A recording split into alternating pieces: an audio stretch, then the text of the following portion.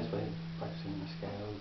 The interval is an octave and a third, or a tenth, depending on which way you have your describing it. Probably think of it as a third, really, because, for instance, you have F and A.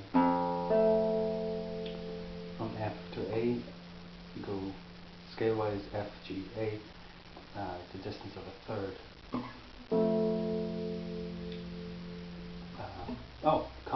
Compound third, another way to describe it. Anyway, it's a nice scale exercise. So you have F on the 6th string and A on the 3rd string, G on the 6th string, open B, open A, C, B on the 5th string, D on the 2nd string. Very often little finger used there, even though it's 3rd fret.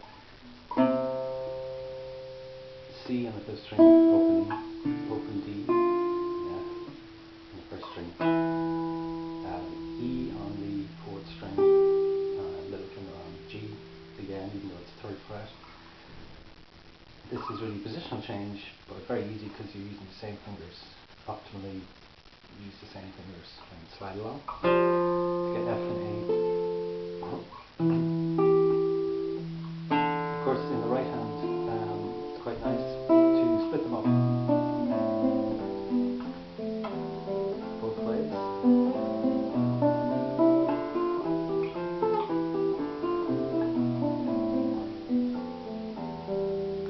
Or together. You can also do that with alternate fingering in the right hand, I and M. Usually, not sure that there's any great need to do that most of the time.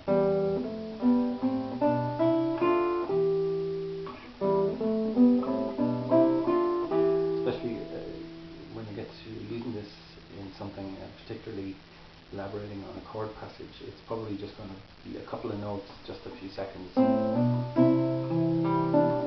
You're doing some chord thing.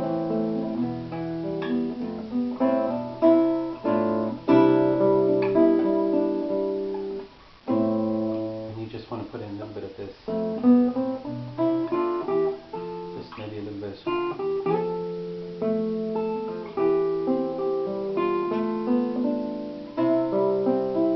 You know, the more you elaborate this, the more it sounds like a classical study, and indeed you should go ahead and learn those studies from Carcassi and Soar.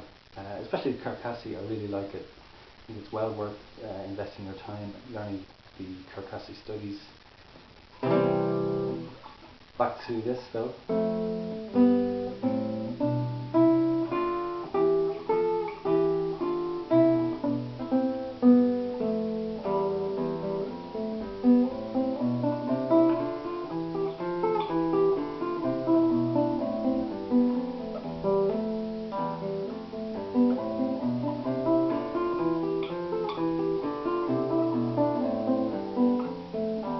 And of course, if you split them up like I did just there, there's what happens in the left hand is that you need one note before you need the other, and so ideally you only respond to those notes as they're coming up, so you don't move blockwise. And this is something that a trained guitar player has worked on, and while other guitarists learn chords first and kind of thinking very much in block, what we call block fingering, which is a load of fingers at once and then a completely different load of fingers.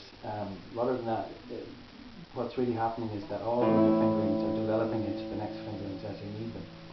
And a trained guitarist works very hard at making this happen, allowing him or her to do what he wants to do musically. So in this case, we're starting there. The next note we need is third finger. The other two have stayed there. There's no reason for them to move. Now that's also good practice. Why? Because it allows those notes to sustain longer. Oops. Didn't do it right there.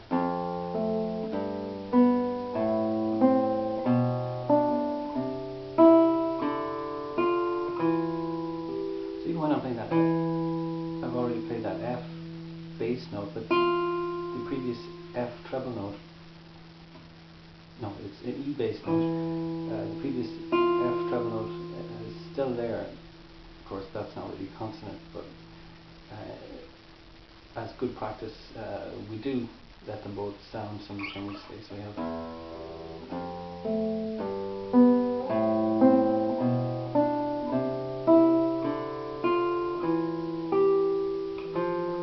even like that. To do your positional change stepwise, you needed the fourth string first, and then you needed the first string. And we've decided that we're going to use the same fingers as much as possible, quiet, because it's very secure to do that. To move around like that looks kind of funny when I do it like that.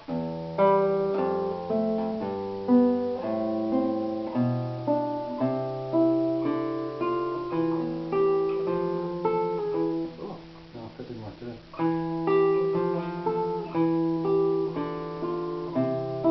So, if you really get hung up on this, if you have to play that slowly and you're worried about the note continuity, you might change your fingering then.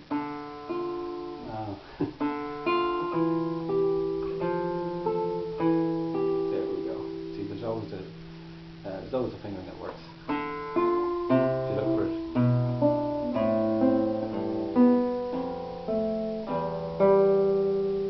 I think I even forgot to mention that the open E and open G also form part of this pattern, so